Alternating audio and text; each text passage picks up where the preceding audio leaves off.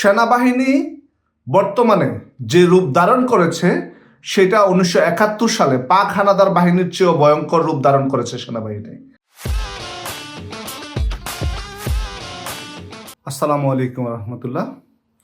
সম্মানিত সহযোদ্ধা ও সহকর্মীগণ, আজকে যে বিষয়টা নিয়ে কথা বলবো খুবই মজাদার এবং সেনাবাহিনীর দ্বিচরিতার মুখোশ কিভাবে প্রকাশ পেল সেটা একটু বিশ্লেষণ করার চেষ্টা করব। দেখুন, সেনাবাহিনী গোপালগঞ্জে নিরীহ জনগণের উপর গুলি চালিয়েছে।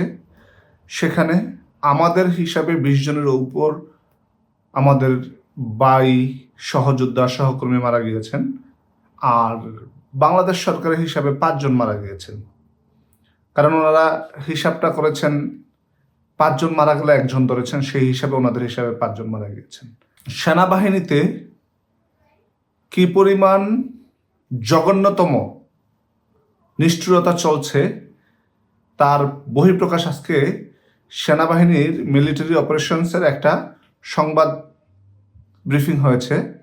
সেখানে সেনাবাহিনীর মিলিটারি অপারেশনসের পরিচালক ব্রিগেডিয়ার জেনারেল নাজিমুদ্দৌলা প্রেস ব্রিফিংয়ে অংশগ্রহণ করেছিলেন। সে বলেছেন যে গোপালগঞ্জের সেনাবাহিনী কোনো কিছুই করে নাই। সেনাবাহিনী এনসিপির নেতাদের জীবন বাঁচানোর জন্য গুলি করতে বাধ্য হয়েছেন। আচ্ছা, আজকে যদি সেনাবাহিনী এনসিপির নেতাকর্মীদেরকে বাঁচানোর জন্য গুলি করতে বাধ্য হয়, যে সরকারে নেই, একটা নিবন্ধন পাওয়া রাজনৈতিক দল নয়, সে দখলদার ইউনূসের আশীর্বাদ পুষ্ট একটা দল, তাকে বাঁচানোর জন্য যদি সেনাবাহিনী সাধারণ জনগণের বুকে গুলি করতে পারে আর সেটা যদি জায়েজ হয়, তাহলে আমার প্রশ্ন হচ্ছে, জুলাই আগস্টের যে আন্দোলন হয়েছে সেখানে বৈধ সরকার ছিল, দেশের জনগণ ও দেশের সম্পদ রক্ষার্থে আইনশৃঙ্খলা রক্ষাকারী বাহিনীকে গুলি করার আদেশ দিয়েছেন। উপরের যারা আছেন, পুলিশ প্রধান বলেন, সেনাবাহিনী তো গুলি চালায় নাই, পুলিশের যারা ছিলেন তারা গুলি করতে বাধ্য হয়েছেন, কারণ জনগণের জানমালের নিরাপত্তা ও দেশের সম্পদ রক্ষার্থে। তাহলে ওইটা হয়ে গেল গণহত্যা, আর গোপালগঞ্জেরটা হয়ে গেল এনসিপির লোকদেরকে বাঁচানোর জন্য আত্মরক্ষার্থে গুলি চালানো। এটা কেমন হিসাব? এটা আমাকে যদি কেউ পারেন একটু বুঝিয়ে বলবেন। সেনাবাহিনী বর্তমানে যে রূপ ধারণ করেছে সেটা 1971 সালে পাক হানাদার বাহিনীর চেয়েও ভয়ঙ্কর রূপ ধারণ করেছে সেনাবাহিনী। আমাদের দেশের সেনাবাহিনী অতীত ইতিহাস এত জঘন্য ছিল না কখনই। সেনাবাহিনী এখন ডিপ স্টেটের টাকায় চলে। সেনাবাহিনী এখন আমেরিকা যা বলে, দখলদার ইউনূস যা বলে তাই শুনে। ইয়াহিয়া খানের যেই সেনাবাহিনী ছিল, জেনারেল ভুট্টোর যে সেনাবাহিনী ছিল, এখন আমাদের যে সেনাবাহিনীর প্রধান আছেন ওয়াকারুজ্জামান, উনি সেম সেনাবাহিনী নিয়ন্ত্রণ করেন সেমভাবেই। ইয়াহিয়া খানরা যখন বাংলাদেশের সাধারণ জনগণের বুকে সেনাবাহিনী দিয়ে গুলি চালাইতে বিন্দু পরিমাণ বুক কাঁপেনি তাদের, ঠিক তেমনি ওয়াকারুজ্জামানের সাধারণ জনগণের উপর, সাধারণ জনগণ বলতে আমি বোঝাতে চাচ্ছি যে যারা আওয়ামী লীগের সমর্থক, সহকর্মী ও সহযোদ্ধা বা তৃণমূলের নেতাকর্মী, তাদের বুকে গুলি চালাইতে ওয়াকারুজ্জামানের বিন্দু পরিমাণ কাঁপে না। কারণ ওয়াকারুজ্জামান একটা শপথ গ্রহণ করেছে দখলদার ইউনূসের সাথে, বাংলাদেশ থেকে আওয়ামী লীগকে নিধন করবে সে। সেই নিধনের অংশ হিসাবে গোপালগঞ্জে এই হত্যাযজ্ঞ চালিয়েছে। আজকে গোপালগঞ্জে হাজার হাজার লোক, 13 লাখ লোক বাড়িঘর ছাড়া, শূন্য রাস্তায়, শূন্য আকাশের নিচে, খোলা আকাশের নিচে তারা বসবাস করছে।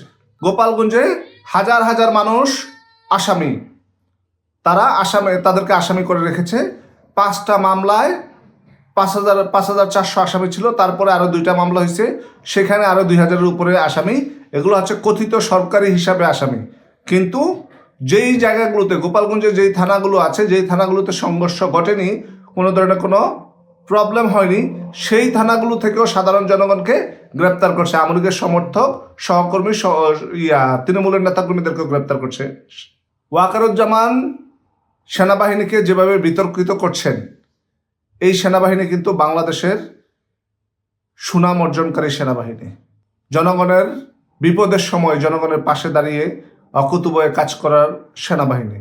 আজকে সেনাবাহিনী একটা সরকার আটকানোর জন্য, সরকারকে পরিচালনা করতে রাস্তায় আজকে 1 বছরের উপরে সেনাবাহিনী তাদের দায়িত্ব পালন করছেন। সেনাবাহিনীর কোনো কাজ নেই। সেনাবাহিনীর কাজ রাস্তাটা ট্রাফিক ক্লিয়ার করা। সেনাবাহিনীর কাজ এনসিপির নেতাদেরকে নিরাপত্তা দেওয়া। সেনাবাহিনীর কাজ বৈষম্য বিরোধী ছাত্র আন্দোলন যেখানে বলবে সেখানে গিয়ে অভিযান চালানো। সেনাবাহিনীর কাজ দখলদার ইউনুস যা বলবে জি হুজুর বলে স্বীকার করে নেওয়া। হায় রে সেনাবাহিনী!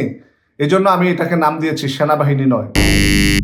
1971 সালে পাক হানাদার বাহিনীর যে জেনারেল ভুট্টোর যে সেনাবাহিনী ছিল, এখন আমার কোনো কারণে মনে হয় যে জেনারেল ভুট্টোর পারিবারিক কোনো সম্পর্ক আছে কিনা জানি না, কিন্তু বর্তমান সেনাবাহিনীর যারা পরিচালনাগত দিক থেকে আছে, টপ লেভেলে ব্রিগেডিয়ার জেনারেল, মেজর জেনারেল যারা আছেন, তারা মনে হয় পাকিস্তানের সাথে মিলেমিশে একটা সন্ধি চালিয়েছে যে যখন দেশ স্বাধীন হয়েছে, যখন দেশ ভাগ হয়েছে, এই দেশ স্বাধীন করার জন্য বাংলাদেশ আওয়ামী লীগের অবদান অনস্বীকার্য। সে কারণে এখন পাকিস্তান 5ই আগস্টের পরে পাকিস্তান বাংলাদেশ সেনাবাহিনীকে মডিফাই করছেন যে ভাই ওই সময় আমরা মুজিব সহ আওয়ামী লীগের নেতাদেরকে সাহায্য করতে পারি নাই, তারা আমাদের কাছ থেকে দেশ ছিনিয়ে নিয়ে গেছে। এখন স্বাধীন দেশে তোরা আওয়ামী লীগের নেতাদের বুকে গুলি চালা। 5ই আগস্টে যা হয়েছে তারপর থেকে যতদিন তোরা ক্ষমতায় থাকবি প্রতিদিন বাংলাদেশের সাধারণ জনগণ নয়, বাংলাদেশের আওয়ামী লীগের তৃণমূলের সমর্থক ও তৃণমূলের নেতাকর্মীদের বুকে গুলি চালাবি। এইটা হচ্ছে 1971 সালের বদলা। 1971 সালে যেটা পাকিস্তান পাক হানাদার বাহিনী আমাদের সাথে করতে পারে নাই, সেটা এখন আমাদের জেনারেল ওয়াকারুজ্জামানের সেনাবাহিনী করে দিচ্ছেন।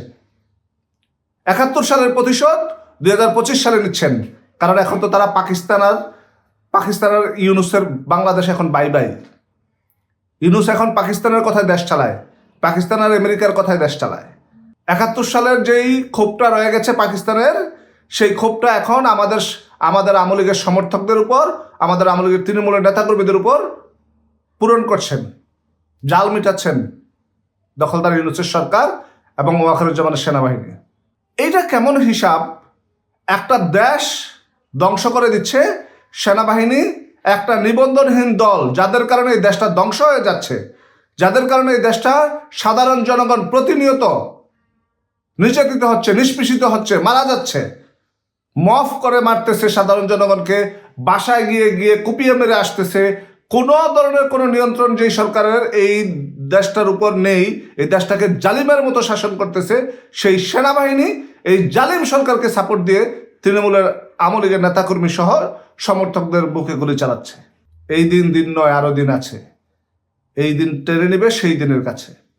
আপনারা অপেক্ষায় থাকুন। আপনারা এখন যারা জালিমের মতো আওয়ামী লীগের সমর্থক ও আওয়ামী লীগের নেতাকর্মীদের বুকে গুলি চালাচ্ছেন, আপনারা মনে রাখবেন এই দেশ আমাদের বাপদাদার, রাজাকারের বাপদাদার এই দেশ নয়। আমাদের বাপদাদারা যারা স্বাধীনতার সপক্ষের শক্তি, তাদের বাপদাদারা এই দেশ স্বাধীন করেছে। স্বাধীনতার সপক্ষের শক্তি আবার ফিরে আসবে ইনশাল্লাহ। আপনারা যত চেষ্টাই করুন না কেন, স্বাধীনতার সপক্ষের শক্তিকে রুখতে পারবেন না। বাংলাদেশ সেনাবাহিনী হাজার কোটি টাকা খেয়ে এখন দখলদার ইউনুসকে সাপোর্ট দিচ্ছেন, কোনো সমস্যা নাই, দিয়ে যান। কতদিন সাপোর্ট দিবেন? দিতে থাকেন। আমরা তৈরি হচ্ছি ইনশাল্লাহ। প্রয়োজনে এই দেশে স্বাধীনতার সপক্ষের শক্তিকে ফিরিয়ে আনার জন্য যদি গৃহযুদ্ধ করতে হয়, আমরা গৃহযুদ্ধই করবো ইনশাল্লাহ। আমরা প্রস্তুত হচ্ছি, আমরা সবকিছু মোকাবেলার জন্য তৃণমূলের আওয়ামী লীগের নেতাকর্মী প্রস্তুত হচ্ছে। সেনাবাহিনী আজকের সেনাবাহিনী নয়, জেনারেল ওয়াকারুজ্জামানের। তো ধৈর্য ধরুন সাধারণ জনগণ ও তৃণমূলের সমর্থক, আপনারা অপেক্ষা করুন। অবশ্যই আমাদের সময় আসবে ইনশাল্লাহ, আমরা এটাকে প্রতিহত করব, তাদের বিরুদ্ধে রুখে দাঁড়াবো ইনশাল্লাহ। আজকের মতো এই পর্যন্তই। জয় বাংলা, জয় বঙ্গবন্ধু।